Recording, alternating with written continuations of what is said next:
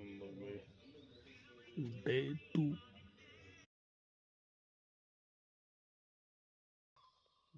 2 shooting கிளம்பியாச்சு. Ready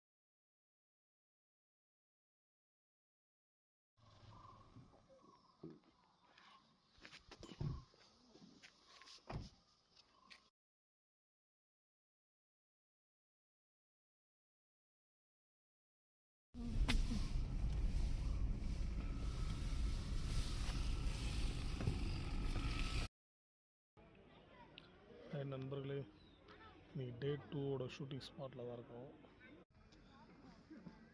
இன்றைய shooting முடிஞ்சது.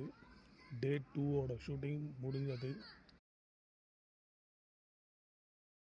டே 2 பயணம் இன்றையோட முடிஞ்சது.